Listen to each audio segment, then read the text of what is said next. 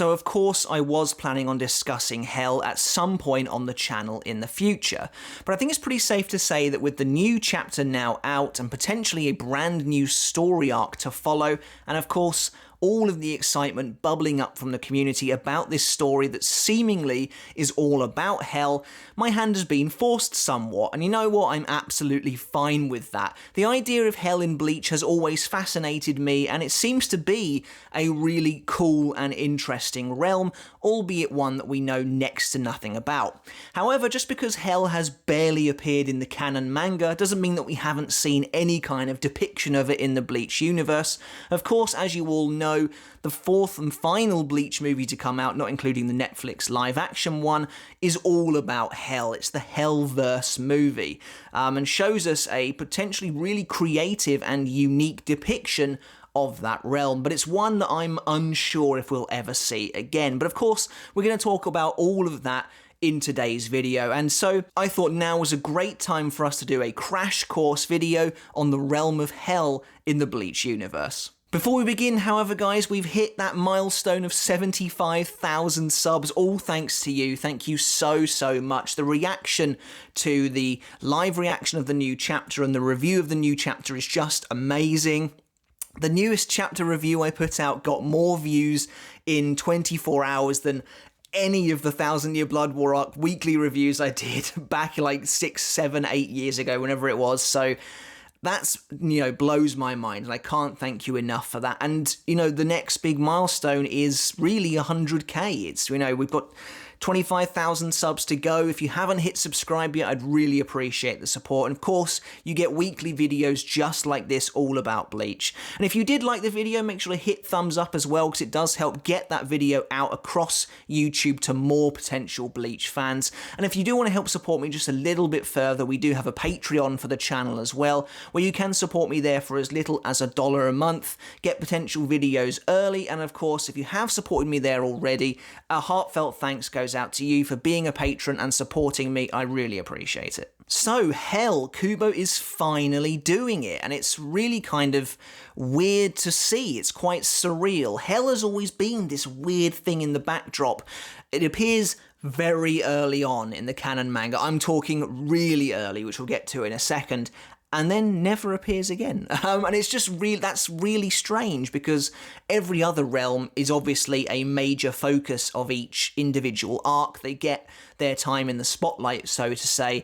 Soul Society is obviously the Soul Society arc, but it also crops up, as you would expect, throughout the rest of the story. Hueco Mundo, again, the Urankar arc, a big portion, a big chunk of the arc is set there. Vandenreich, you know, the Quincy realm, the Schattenbereich is the major focus of the 1000 Year Blood War, but it also includes elements of the Soul Society and the Royal Palace as well. And then you have the Agent of the Shinigami arc, and also the Lost Agent arc, which focus primarily on the human world. And so Hell has always just kind of been there in the shadows, lurking behind everything. Maybe that's quite fitting for this realm, but I know it's always been on people's minds as well. People have always wondered about this realm where supposedly the most evil of beings end up. And now we're finally going to see it. And as I mentioned in the intro to this video, we did get to see it as the major topic and focus of the fourth Bleach movie, which is interesting in and of itself. And I think, I don't want to speak for everyone, but I think reception and the general consensus around that movie was a lot more popular when it first came out than it kind of is now. But we'll get into the movie a little bit later on. First of all, let's take a look at what we know of Hell in the canon manga prior to the newest chapter, New Breaths from Hell, which I completely mispronounced in my chapter review.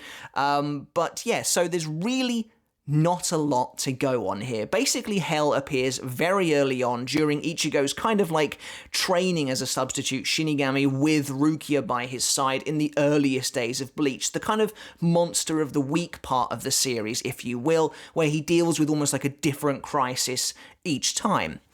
And this is actually quite a big deal one. This is in volume 2 where this kind of whole sequence is happening, and basically one of Ichigo's best friends, Chad, is trying to protect this parakeet from a pretty devious hollow named Shrieker. And you find out that the parakeet houses the soul of a young boy called Yuichi Shibata, whose mother was murdered by Shrieker, not as a hollow, but when he was still a human being. Shrieker's human life was that of a serial killer, something he is very proud of. And he is essentially trying to finish what he started. He's tormenting this boy in the afterlife. And it's pretty sad. It's all pretty sad stuff. It's actually quite a tragic tale. And it's pretty clear that Shrieker is a new level of lowlife. And normally when a Shinigami kills a hollow, it's almost like a moment of relief for these spirits. They are killed by a Zanpakuto, their crimes are cleansed, the crimes they've committed as a hollow, and they are able to pass on peacefully. That's not so the case, however, as Ichigo suddenly discovers when he kills Shrieker. He smashes his mask in two, slices him across the face, essentially, and expects him to disappear. However, upon learning of Shrieker's misdeeds and crimes as an actual human, Shrieker's true fate is considerably more grim. And I do think the depiction of hell in the canon manga that we have seen so far prior to the new chapter is kind of awesome. Like, it's really kind of dark, it's pretty metal, it's like kind of messed up. But basically what seems to happen is, so Shrieker has this huge gash in his face, and it seems like the energy that generates the gates of hell forms from that wound, which is something I find really fascinating. But basically, he looks terrified, and the energy shoots out of his head and creates the massive gates of hell that form behind him. And I kind of like that, because I kind of get the impression that the fact that the energy comes from the wound on his face is like hell's way of saying you have no way of escaping. We are literally making the doors out of your Reiatsu, so you have no chance of getting away. There's a wonderful double-page spread of hell's doors swinging open, Shrieker in the middle, like looking absolutely terrified as Rukia and Ichigo look on. And then, of course, the most kind of shocking moment, he is suddenly impaled through the back by a massive weapon, which is being held by this huge, ominous arm, complete with shoulder plating armor and some strange tattoos on it. And Ichigo and Rukia kind of they gaze momentarily into the gates of hell, and they see these very sinister eyes. And there's like a chuckling sound, and Shrieker is dragged into hell for all eternity. And it's really, really awesome. It shows Ichigo that, dealing with these hollows is not always as simple and nice in a way as they get to pass on. Some of them do genuinely deserve a worse fate. And it's honestly really cool, because generally speaking, when it comes to the afterlife, it has always been depicted as having that duality. And it's so intriguing to think that a series all about the afterlife, generally speaking, has basically never showcased this idea of hell, because something like Waco Mundo is more clearly supposed to be more of a purgatory than anything else. But hell, with the way it's depicted and the way Shrieker is depicted, more importantly, is definitely supposed to be a place for the worst of the worst. And until the other day, that was it. That was it for Hell's appearance in the canon manga, which, as I'm sure you can aware, and as Bleach fans yourselves, has always kind of left you wanting more. But I guess Kubo beforehand never really got the time to explore it, considered other realms to be more important. I don't really know. But basically, that was all we got for Hell itself. Now, in Can't Fear Your Own World, it is also mentioned that Hell itself predates the separation of the other three realms by the Soul King. And again, this idea of primordial Bleach makes me so excited, and I want to see more of that. And honestly, if we can get, like, Hell backstory from this new arc, that would be absolutely wonderful. Honestly, one of my biggest, failings or worries is that I am getting myself too excited about this new arc and the possibilities that we might get. And already Kubo has gone like above and beyond what I expected, so need to keep it in check a little bit. But I regardless, I would love to know more about primordial Bleach. It's a fascinating time period for me that just hasn't really been explored much. But of course, as I mentioned earlier, that's not the last we ever saw of Hell. but it's also not really canon, the next stuff we saw. The Bleach movies aren't really canon, they're just not. It acts much in the same way as anime filler. Now, that doesn't mean that elements from these non-canon series can't be brought into the canon at a later date if Kubo does so choose. For instance, Ichigo travelling to the Valley of Screams, or I believe it's called the Kyogoku or something like that in Japanese, in the film Memories of Nobody, is explicitly referenced in the Thousand Year Blood War arc, because they actually use the Valley of Screams later on. However, there's never any mention of the Dark Ones, there's never any mention of Blanks, really, of Senna, anything like that. So, really, the first movie is not canon unless you, apart from cherry-picking certain elements out of it. You take Diamond Dust Rebellion, and I'm not going to suddenly believe it's possible for there to be more than one of the same Zanpakuto. As intriguing a scenario and concept that is, fundamentally, I don't really think it works when a Zanpakuto is supposed to be your truly individual, manifestation in weapon form. And so, for me, I think it's much easier to look at these as non-canon stories that Kubo can take something from if he so chooses, and I actually think he's already done that. So before we dive into the Hellverse and the way Hell is depicted there, it's my personal opinion that I really think Kubo will give us his own vision for Hell in this new arc. I'd be surprised if it looks exactly like it does in the movie, and honestly I kind of do want something different, because I'd love to see what he can do when he's fully able to focus on bringing Hell into the canon manga. I think that would be awesome. But before the Hellverse movie came out, there was a tie-in promotional chapter, and I've actually done an entire video on this about a year ago, but basically it focuses on two fallen Espada, Xyloporo Grands and Aruñero Ararueri, both of them falling deep into Hell after their respective deaths. The two of them are then met by Shuren, who at the time was believed to be the main villain of the Hellverse movie, and his followers. It's a really neat little side story, but again, I don't consider it canon, despite it appearing in the manga. At the end of the day, the canonicity of stuff doesn't really matter too much. As long as you enjoy it and you love it as a Bleach fan, then take what you will from it. That's absolutely fine, doesn't matter. But for me personally, I don't really consider it canon, because I'm not expecting people like Shuren to ever show up in this new arc. I'm not expecting Hell to look like this, but again, I think Kubo was writing this and he really loved the idea of Xyloporo ending up in Hell, because let's face it, he probably deserves it. The guy is deranged, and so decided to bring him back for the new story arc. And I'd love to see Aruñero back as well. I think that would be neat. Personally, I could see a number of Espada ending up in Hell in this new story arc. Noitora, Yami could easily be there.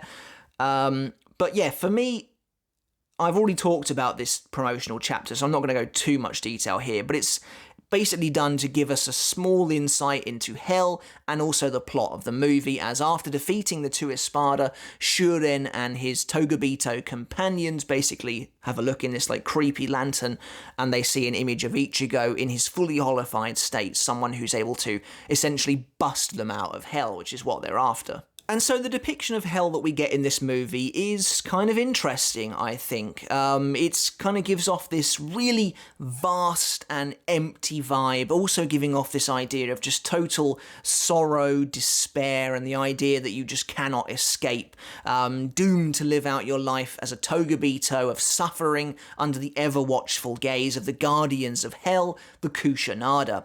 And Hell in the movie is made up of 5 layers that change and transition the lower down you get, starting out as kind of weird and really abstract, and moving to maybe what I would consider a more traditional depiction of Hell. I do like what they've done here. I can't personally wait to see if Kubo decides to change anything up in terms of the way Hell actually looks and functions. But the Hellverse movie put a decent amount of work in, I would say, did a decent amount of legwork to flesh out how Hell as a realm works. And actually, I think the film had an unenviable task in that sense. None of these other movies have ever really had to introduce a brand new realm and make it the entire purpose of a film, make that carry the whole narrative, whereas this one did. And I think they did a fairly okay job with it, but I personally can't wait to see if Kubo brings any of his own kind of real unique flavour to this in the manga now that he has full control over what he wants to see in the story. The Hellverse movie actually has a nice bit of continuity, however, at the very start of the film when Shrieker, our horrible hollow friend, actually makes a return now as a Togabito, a prisoner of hell, wearing the garb that they have to wear to kind of bypass the Kushanada's gaze and escape outside. It's really neat to see him here, although he is killed off pretty fast in the movie, but I actually do wonder if maybe he'll show up in the new manga arc. It seems like the sort of thing Kubo would do. It's a pretty deep cut return, and I would love to see it, although maybe since it has already been done in the film, it won't happen again here. But regardless, it was pretty cool to see him come back. Now, in Hell, the Togabito, the sinners essentially, prisoners of Hell who are there because of the crimes they committed, exist in a constant cycle of death, rebirth, and regeneration. You basically can't die in Hell because that would defeat the purpose of it. You're supposed to be there for eternity to suffer forever. And we even see this a couple of times in the film. They are killed and reborn in the depths of hell, and I do think that's a pretty cool idea. Another major motif of the Hell movie is this idea of chains, these unbreakable chains.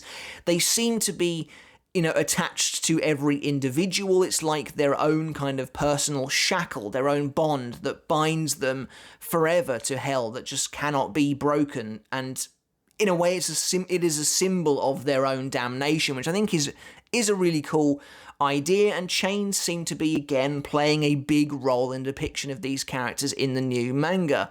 Obviously, Xyloporo is slinging chains all over the place. That's kind of cool as well, and that he seems to have direct control over them in many sense. He himself doesn't seem to be chained. That's actually kind of interesting and something I wonder if we'll see in the future, because Xyle is full-on fighting Ichigo in the skies of Karakura Town. He doesn't seem to actually have chains on him. He's just using them, which is interesting, but I do wonder about that. But the chains themselves maybe don't hold the same weight in the manga, as Ichigo smashes through them like they're nothing, but it is also Ichigo who does that, so that could be a special case. So let's take a moment to look at the different levels of hell as they are presented in the Hellverse movie. Now, I am probably going to do a full video on the Hellverse movie sometime in the future. We've talked a lot about hell recently. But we'll go into the characters and the plot and everything in that film. But I want to talk about the actual realm itself and the different levels as they are presented to us. As I mentioned earlier, I think they are fairly creative in the way they are shown off here. And each level they've clearly tried to make as distinct as possible, but they do sort of homogenize the lower down you get, which I think is done on purpose. So the first layer is perhaps immediately the weirdest to me, and I also kind of wonder what their thought process was with this, because basically the entire level is just these strange, almost like computer-generated looking cubes that float along the place. The whole place is just made up of them. The Kushanada patrol them, and many kind of destitute and very weak-willed Togabito live here, doomed to suffer at the hands of these massive wardens, essentially, for all time. If a Togabito is grabbed by a Kushanada, it will eat it, and it's like gruesome and painful, and then that Togabito will be reborn again. It certainly does put in perspective that Soul Society may not actually be as bad as first thought, despite its clear class system problems, and major class divide between those living in the Seirete and the Rukongai. Still perhaps isn't quite as bad as Bleach's version of hell, or at least the movie's depiction of it anyway. But yeah, this first level just looks kind of weird to me. You don't really get any kind of a hell vibe from it. The Kushanada do look pretty cool, though. I actually really like their design overall, and clearly they are supposed to be a perhaps retconned version of the arm that stabs Shrieker. They're wearing very similar shoulder armor. I don't think it's quite exactly the same. But there are a couple of notable differences that I'm surprised they didn't just try and deal with. For instance, the arm that gets Shrieker is covered in like tribal tattoos, where I don't think the Kushanada have these at all. And of course, the glaring eyes that Ichigo and Rukia see, and the sinister chuckling also don't really seem to be able to be attributed to the Kusanada either, but it seems to me that this is certainly what that was supposed to be. And perhaps the Kusanada are what I'm most intrigued in seeing. Are they going to show up in the new manga arc, or are we actually going to get whose arm that was? Is it going to be something totally different? It wouldn't be the first time, really, that Kubo has kind of not gone out of his way to do so, but contradicted filler in some ways. Either way, I could definitely see something like that happening. But as I mentioned before, many things have been borrowed from filler arcs and then brought into the canon manga. For instance, Sasakibe doesn't have a lightning Zanpakuto until it was shown off in the Zanpakuto Rebellion arc, and it's an awesome idea, and I'm glad he does. But it's cool regarding the first level that Renji mentions that the Reiatsu here is so twisted and warped that any kind of normal being would completely lose their mind, and that's a very sort of typical hellish thing. Moving on to the second level then, and we have essentially a great lake, a great body of water which is filled with like these stone lilies. It's actually surprisingly kind of beautiful, to be honest. In the center of the level is a giant skeleton of a Kusanada, again, which is kind of strange to think about. But I kind of like the tranquility on offer here, and it's a real juxtaposition with essentially what we get once you go deep below the water, and you kind of see the beginnings of the more traditional hell. In my opinion, the third level is perhaps the most recognisable, the one that I would immediately associate with the Hellverse's depiction of hell, and that's the one that's filled with like these layered craters, each of which are brimming with a sort of bubbling, viscous yellow, lava-like substance, but it's bright yellow. I'm talking like sunlight yellow. And I think it's a wonderful visual. I love the way it looks. This is also the level that both Xyloporo and Arunyero fall to upon their deaths, which is why I think it's perhaps the most recognisable, because we have actually seen it in the manga. But these pools of yellow liquid look really, really cool, and that one shot of Shuren sitting in his throne or something in the pool again is also really awesome. Once we get to the fourth level, we find ourselves with a desert floor. The sand is made up of the crushed bones of millions of Togabito over countless number of years, and that's honestly, again, a pretty unique and creative visual. Right kind of in the center of this is a giant skeleton that seems to be similar to the one on the doors of hell itself, and it's surrounded by these giant sort of stone fingers. And of course, in front of the skeleton as well is this small pool of lava from which it seems Togabito are revived, and that's, again, just a really awesome kind of idea. Just the visuals in this film I did enjoy quite a lot. There's a lot of themes going on here, the theme of fire, the theme of chains, the theme of rebirth, and they all work really well to kind of give you this cohesive vision for hell. And finally, you reach the lowermost level, the fifth level, which is where the character of Kokuto himself was actually imprisoned, and it's a blackened, charred, dead landscape, very reminiscent of something like Mordor, for instance, from The Lord of the Rings.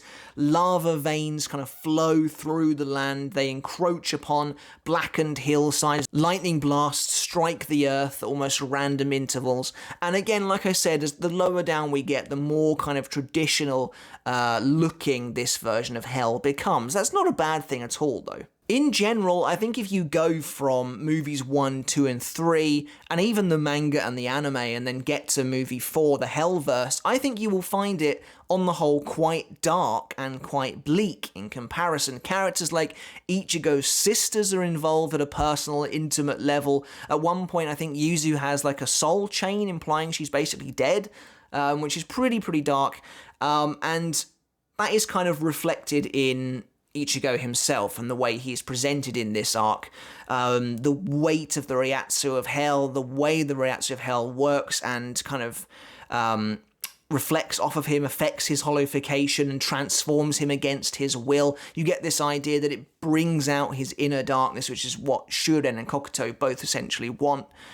And yeah, I think it's quite well done. There is some pretty dark imagery. I'm pretty sure Rukia, flat out dies. Certainly Renji and Uryu, their desiccated corpses are hanging from, a tree of bones at one point. I remember watching the movie, and kind of loving it for that reason. I was like, whoa, this is going places I was not expecting.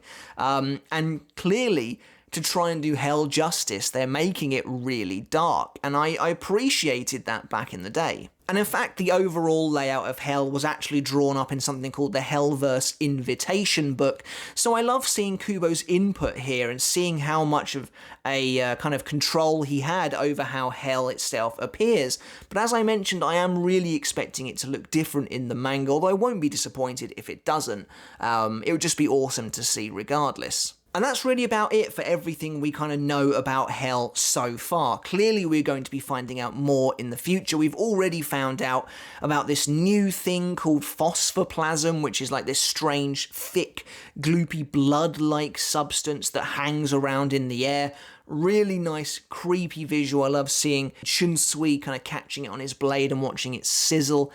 There's no denying that fans have been dying to find out more about Hell just for ages now, and to see that the manga might actually be taking us there is really exciting. So I thought it was worth taking a trip down memory lane, essentially, to look at what the series has offered so far, both canon and non-canon, in terms of depictions of Hell. I already love the imagery, seeing things like black hell butterflies bursting out of wounds when Zyle gets stabbed by Ukitake. His blood kind of goes everywhere, but it also seems to be hell butterflies as well. This idea of the portals looking like mouths, gaping maws, implies to me that more than ever, Kubo is going to go down some kind of creepy, eldritch, just unnatural and unsettling direction with this realm, and I'm really excited to see more. But that's it for this video, guys. Let me know in the comments below what you think about Hell so far based on what we've seen both in the manga and, of course, non-canon material. I'd love to know what you think. Let me know what you're expecting from this chapter in terms of what we've seen so far. Are you expecting to see Kusanada? If they go to Hell, are you expecting the levels to look the same? And maybe you're expecting to see any other familiar faces, characters like Araniero, who appeared in the promotional tie-in. Let me know in the comments below. As always, guys, hit subscribe if you haven't done already, and until next time, I'll catch you later. I'll see you then.